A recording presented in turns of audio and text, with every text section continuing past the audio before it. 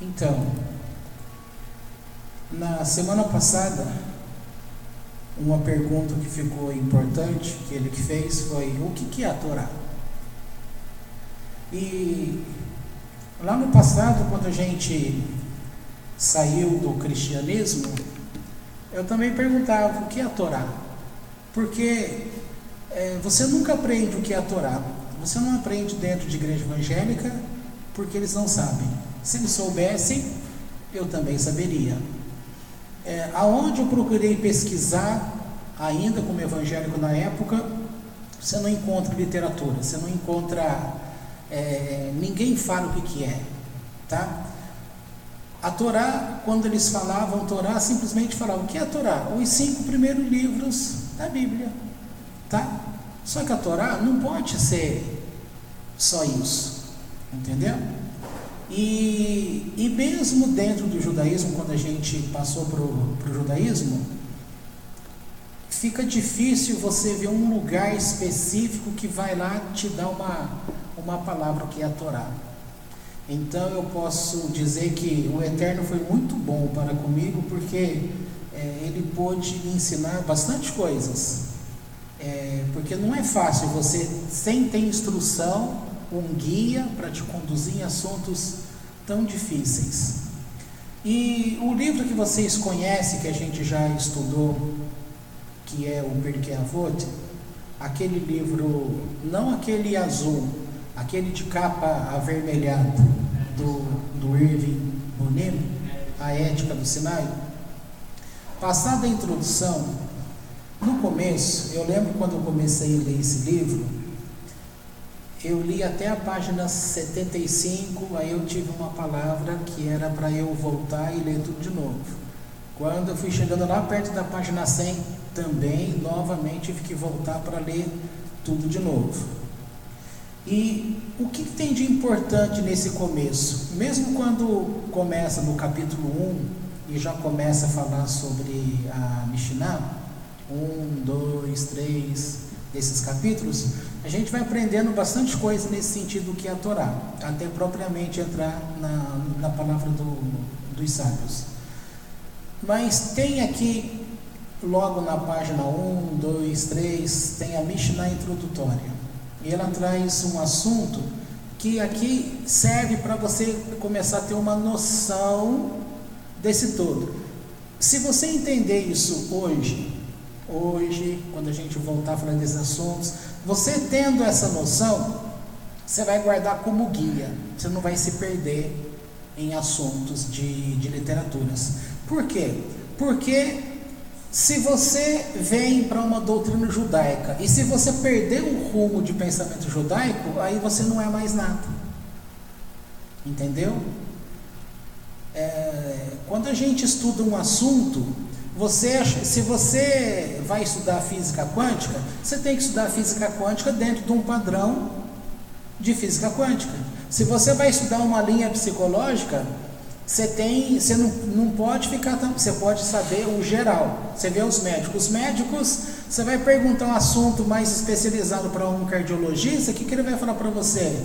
Um clínico geral: vou te encaminhar para um cardiologista. Você vai perguntar para um ortopedista sobre o coração, ele vai falar: olha, não sei nada de coração, meu negócio é osso, entendeu? Portanto, é importante você começar a compreender que o judaísmo, ele ao mesmo tempo que ele é uma literatura, ele também é um povo. E um povo, você tem que entender a forma de pensamento, porque tudo que você vai ler tem que estar dentro daquele padrão da forma de pensamento. Senão você diz: eu estou, olha, como Benei Noer, nós não viemos a fazer parte do povo judeu pela Torá. Se eu venho fazer parte do povo de Deus pela Torá e eu começo a ter pensamentos de fora, eu não estou sendo nem de fora e nem entender o judaísmo. Então você tem que aprender a ter a coluna, que é aquilo que vai te dar segurança. Você vai ter uma linha e ali você vai espelhar, porque quem trouxe isso não foi o homem, quem trouxe foi Deus. É aqui que faz a diferença. Ao invés da gente ficar brigando para falar quem escreveu isso, quem falou aquilo outro, não tem como negar. Quem estabeleceu esse conhecimento de Torá e a forma para o homem aqui na terra viver de acordo com ela foi Deus. Então não tem como fugir disso. Só que se a gente for fugir para um tanto de outras linhas, que todos nós somos livres para isso, você pode ir para outras linhas, mas tem que manter aquela parte central, tá?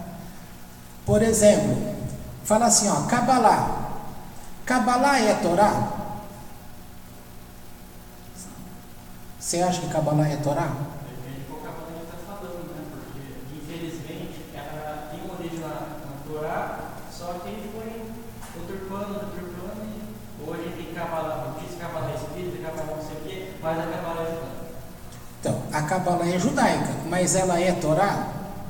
Ela não é Torá. Torá é Torá. A Cabalá está na Torá, mas ela não é Torá.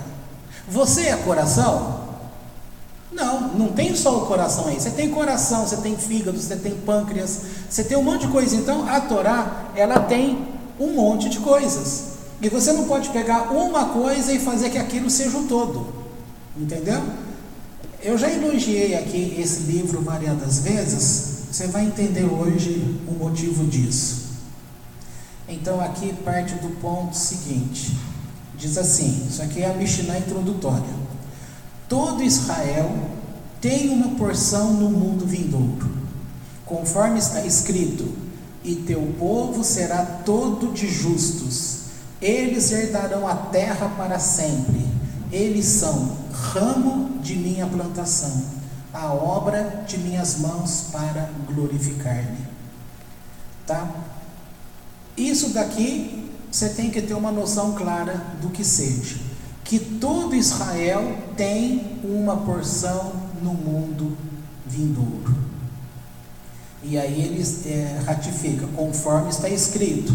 Onde é que está escrito isso? Isso está escrito no Tratado de Sanhedrin, no capítulo 10, verso 1. Esse capítulo, antes de anunciar essa parte aqui, ele estava tratando sobre as penas capitais. Como que é que o tribunal vai julgar o assassino, as pessoas que cometeram essas penas difíceis, ou seja, que eles seriam condenados à morte, tá? Então é dito que em 70 anos houve uma condenação por morte, e esse tribunal ficou com a pecha de tribunal assassino. Por quê? Porque os juízes, o judaísmo, os rabinos, eles vão fazer de tudo para não condenar uma pessoa à morte. Eles vão fazer de tudo, entendeu? Só que tem algumas exceções, e duas delas eu já tinha falado aqui para vocês. Duas exceções são fundamentais, mas a gente chega lá daqui a pouco, porque o começo vai dizer assim.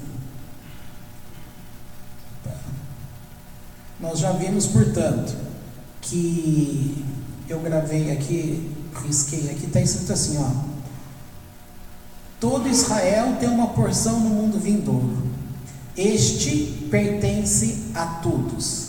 Existe uma via de comunicação direta entre judeu e seu Criador, que aquele, em sua condição de principiante, traga uma mente aberta e um coração sincero, e descobrirá que a comunicação se produzirá. Será posto a bordo em sua jornada as verdades eternas que asseguram a vida no mundo vindouro. O que está querendo dizer?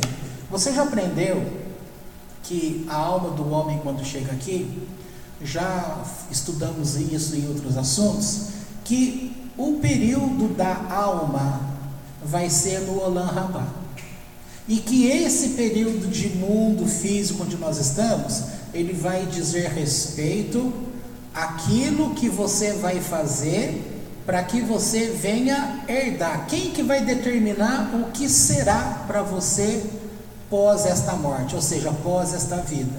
Então o judaísmo não gosta de falar pós-morte, porque entende que é tudo uma sequência. Então diz vida pós-vida, tá?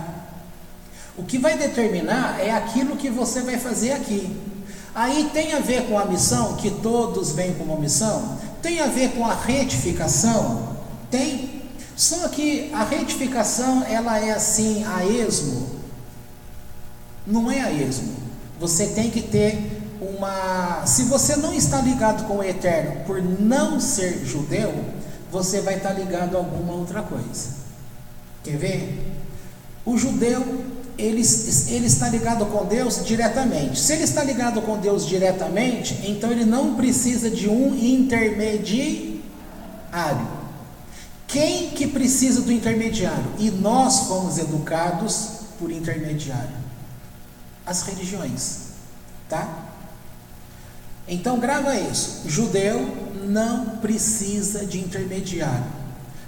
Por quê? Por que é especial nesse sentido? Não se trata de ser especial, se trata que Deus estabeleceu assim, Ele fez assim. Ele trata diretamente com o judeu, tá? Agora, o caminho que o judeu trata, aqui está dizendo que todo judeu terá um lugar no mundo vindouro. Todo judeu. Tem judeu ruim? Tem. Tem judeu bom? Tem. Como se entende esse negócio? Então é assim. Dentro do judaísmo, o judeu é visto nesse sentido, esse justo, como coletivo, tá? É uma nação que é justa e não individualmente. Você tem uma nação como justo, que é Israel. Dentro os indivíduos que formam Israel, você vai encontrar alguns que não estão conectados com Deus. Eles são judeus, mas não estão conectados, tá?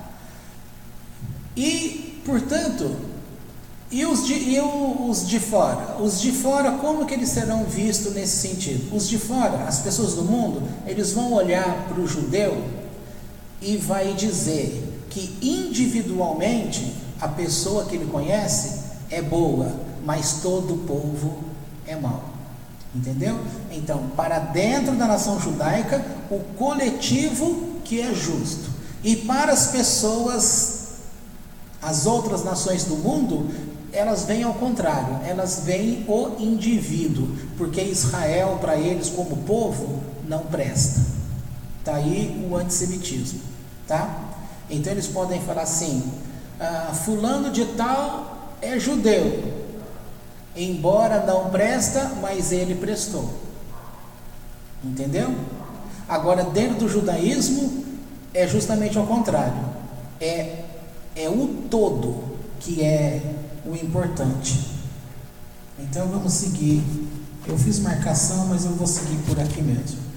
Então nós já vimos que há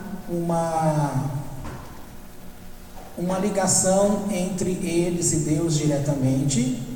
E nós, que viemos de fora, como que nós, para se achegar a Deus, como que Deus pensou, se vai ter um povo? Você tem que lembrar o seguinte, nós vamos começar a porção semanal Noé, não é isso? Pois bem, Noé, ele foi visto como justo por Deus, mas nesse sentido, ele já era um israelita? Não tinha um israelita. Então essa questão de você olhar para trás hoje e falar assim, mas tem judeu, é a raça escolhida. Não é simplesmente uma escolha por escolher. E isso não faz deles um povo que foi escolhido, que eles tenham algum tipo de privilégios a mais. Não tem nada a ver com isso, porque inclusive essa questão de falar como raça eleita tem gerado perseguição para o povo judeu, tá? Você deve saber que o povo judeu é odiado em tudo quanto é lugar. Tudo quanto coisa ruim que acontece, eles vão por culpa que é o judeu, entendeu? Agora, aqueles que são nascidos em outras terras, que é o nosso caso, como que nós viemos para Deus? Baseado na doutrina de um intermediário. E para você se chegar a Deus, você tem que respeitar a forma como foi colocado. Besouro.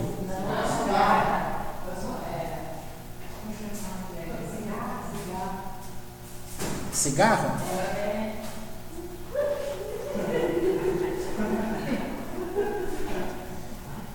Vamos lá, pegue a cigarra. Vamos dar um tempo aqui,